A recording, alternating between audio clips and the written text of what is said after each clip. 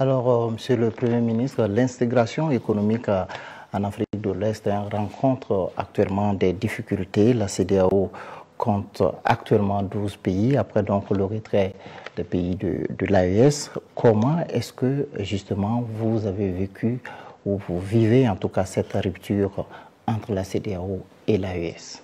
Avec beaucoup de regrets. Il faut dire les choses, ne pas être panafricaniste et souhaiter que les ensembles, les fragiles ensembles que nous avions peiné à rassembler éclatent. Je ne pense pas que les pays de l'AES l'aient fait de gaieté de cœur. Je ne pense pas que le reste de la CEDEAO l'ait accepté de gaieté de cœur. Les rassemblements, c'est d'abord les rassemblements des peuples, avant d'être les rassemblements des dirigeants. Et les peuples continueront à être des peuples de la CEDEAO, quoi qu'on veuille. Ce n'est pas parce que 3 pays sont sortis de la CEDEAO qu'on est dans une rupture totale, opaque, et qu'il n'y ait plus de relations commerciales, de relations économiques, de relations sociales même. Parce que de part et d'autre des frontières, c'est souvent les mêmes populations avec les mêmes ethnies qui vivent. Et notre zone est condamnée à vivre ensemble. Nous sommes liés par l'histoire, par la géographie. Nous n'avons pas de choix. Maintenant, il y a des situations politiques qui se présentent à nous. Des erreurs ont été commises. Il faut dire les choses telles quelles. Je n'ai pas commenté la décision. Lors de sa dernière sortie sur la question, le président Diomaye Faye a appelé à respecter la décision des pays de l'AES. C'est une façon de parler. Qu'on le veuille ou qu'on ne le veuille pas, on le respecte, c'est des États souverains qui prennent leurs décisions. Des erreurs ont été commises à la base, je pense que principalement des erreurs de la CEDEAO dans la gestion d'un certain nombre de situations. Je l'ai dit quand j'étais opposant, je le redis aujourd'hui. Et je ne dis pas des choses pour plaire aux pays de l'AES ou pour plaire à la CEDEAO. Je ne suis pas dans ces considérations-là. Malheureusement, nous sommes dans un manichéisme qui fait que de plus en plus le discours c'est « il est avec moi ou il est contre moi ». Vous pouvez être convergent sur 80%, 90%, il suffit que sur une question, il y ait des avis divergents et vous devenez, des avis divergents du moins, et vous devenez l'ennemi. Ce n'est pas ça. Nous devons aujourd'hui nous élever à la hauteur de nos responsabilités, tous tant que nous sommes. Je ne cherche pas à plaire aux uns et aux autres. Je reste fidèle à mes idées. Je dis qu'à la base, il y a eu des problèmes. Quand il y a eu la prise de pouvoir au Mali, j'ai été le premier à faire un message de soutien absolu. Ce fut le cas ici, au Burkina Faso. Quand il y a eu la prise de pouvoir au Niger, j'étais en détention. Mais j'ai réussi à faire passer un texte sur ma page Facebook, non seulement pour apporter mon soutien, mais pour m'inscrire en faux par rapport aux menaces de la CEDEAO de l'époque d'intervenir militairement. C'est des choses qu'on ne peut pas comprendre. L'embargo qui a été fait contre le Mali, c'est inacceptable. Et un pays comme le Sénégal n'aurait jamais dû, en tout cas si nous étions au pouvoir, nous n'aurions jamais accepté cela. On ne règle pas ces problèmes-là de cette manière. On ne peut pas choisir d'aller intervenir militairement dans un pays alors qu'on ne l'a pas suffisamment aidé à faire face à ces problèmes d'insécurité. Et une organisation doit se doter de règles qu'elle peut faire respecter pour tout le monde. Est-ce que si aujourd'hui la même situation se posait au Nigeria, la CEDEAO allait menacer d'aller intervenir militairement? Pourtant, tous les pays membres de la CEDEAO sont des pays d'égale dignité. Et beaucoup d'erreurs ont été commises. Et nous l'avons dénoncé, nous, quand on était opposants, et nous continuons à le dénoncer.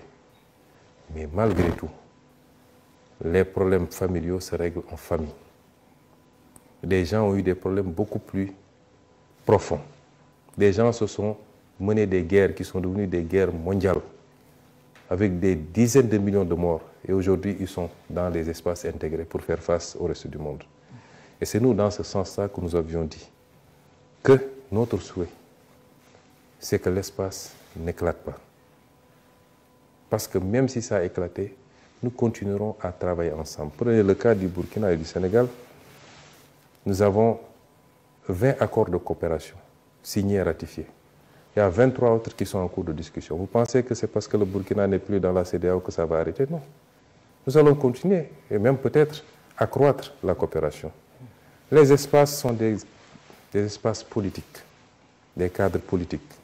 Mais ce qui va se passer entre les États et les peuples va continuer.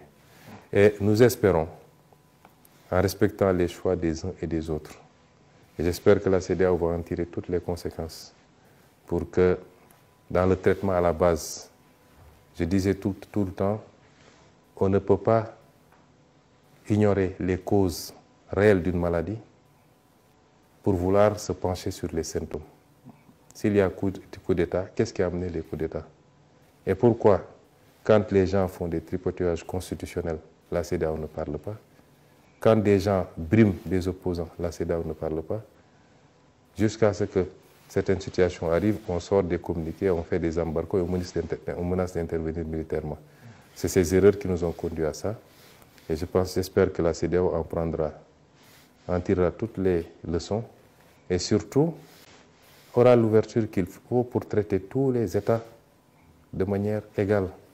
Il n'y a pas ici de grands ou de petits États, etc. Et peut-être sous ce chapitre, et je ne désespère pas, tôt ou tard, que les retrouvailles se fassent, parce que nous avons un destin commun. Justement, le président Diomaye Faye et son homologue du Togo ont été désignés par la CEDEAO pour mener donc une médiation. Est-ce que vous pensez que les positions sont encore conciliables? Les positions sont toujours conciliables. L'histoire est faite de séparation et de retrouvailles. De séparations quelquefois très douloureuses, qui ont abouti certainement quelquefois à des guerres et tout, et de retrouvailles. C'est maintenant, c'est dans 10 ans, c'est dans 100 ans, Dieu seul sait. Mais d'abord sur la médiation, je pense que le président Faye a fait ce qu'il a fait de bonne volonté. Beaucoup de gens, même dans l'opinion publique, une certaine opinion publique, pas tout le monde dans les pays frères de l'AES, dès lors que le président Diomaye a été désigné médiateur, ont immédiatement voulu l'associer ou alors lui imputer une responsabilité dans ce qui s'est fait. Je rappelle que tout ça ne nous avait pas trouvé, nous, au pouvoir. Peut-être que ceux qui l'ont désigné médiateur ont considéré qu'ils étaient suffisamment déjà contestés ou indexés pour pouvoir eux-mêmes être les solutions.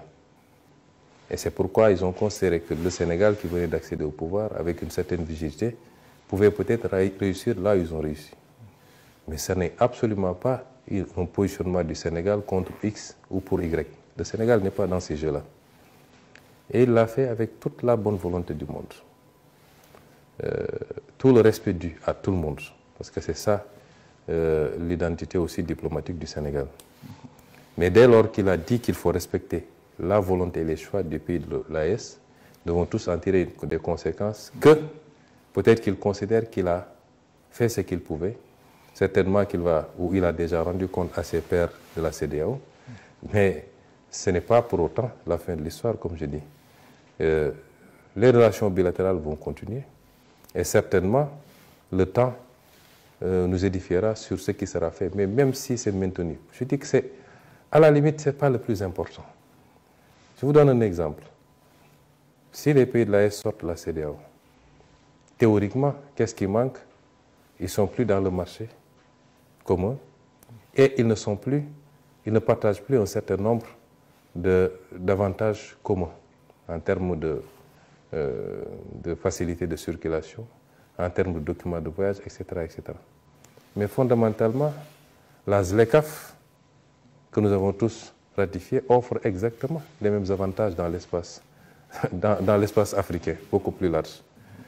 Et ce qui est indexé ici, dans le cas de la CEDEAO, c'est particulièrement la dimension politique de la CEDEAO. La dimension politique. Avant qu'on arrive à la CEDEAO, la première formulation n'avait pas ces aspects politiques-là, où l'ensemble des pays pouvait s'intéresser sur ce qui se passait politiquement dans un autre pays et y intervenir. Ça, c'était l'aspect marché, l'aspect économique qui était privilégié. Ce qui est contesté aujourd'hui par les pays de l'AES, c'est qu'on ait pu, à un moment donné, mettre en branle la dimension politique de la CEDEAO au point de vouloir mettre des sanctions contre ces pays-là. Je pense que l'évolution naturelle des choses va nous édifier, mais je ne vois pas d'impact important possible dans cette séparation sur le plan de la coopération entre les pays et dans la zone globalement. D'accord. Alors, Monsieur le Premier ministre, l'un des arguments qui a été avancé par les pays de l'AES pour sortir de la CEDEAO, c'est, si on peut le dire, la non-assistance face à la crise sécuritaire, à la lutte contre le terrorisme. Alors, aujourd'hui, comment est-ce que le Sahel, à votre avis, peut parvenir à juguler cette crise sécuritaire dans le Sahel? Vous me permettez d'abord de réitérer toute ma solidarité avec nos amis et frères du Sahel. Ce n'est pas une crise du Sahel, c'est une crise de l'Afrique d'une manière générale et de l'Afrique de l'Ouest. Aucun de nous ne sortira indemne de cette affaire et nous sommes tous, d'une manière ou d'une autre, sous la menace. Ceux qui font ces actes n'ont pas d'amis. Et la preuve, je crois qu'ils ont pu être à l'aise dans certains pays il y a quelques années et aujourd'hui ils attaquent ces mêmes pays. Nous ne devons pas nous cacher derrière notre petit droit en pensant que dès lors que je suis plus ou moins au chaud, j'échappe à cette menace. Apporter toute ma solidarité à tous les pays du Sahel et tous les pays frappés de ce terrorisme. Je crois que le Nigeria le vit depuis pas mal de temps avec un mouvement interne, beaucoup d'autres pays, et même de plus en plus des pays comme le Bénin, le Togo, ainsi de suite. Le Sénégal est menacé également par ce phénomène. Peut-être que pour le moment, c'est plus difficile, mais je sais que dans la stratégie de ces groupes, aucun pays ne doit penser être épargné. Féliciter également et rendre hommage au peuple burkinabé pour sa résilience. Parce que ce n'est pas évident de faire face à une menace asymétrique. La difficulté, c'est qu'on n'est pas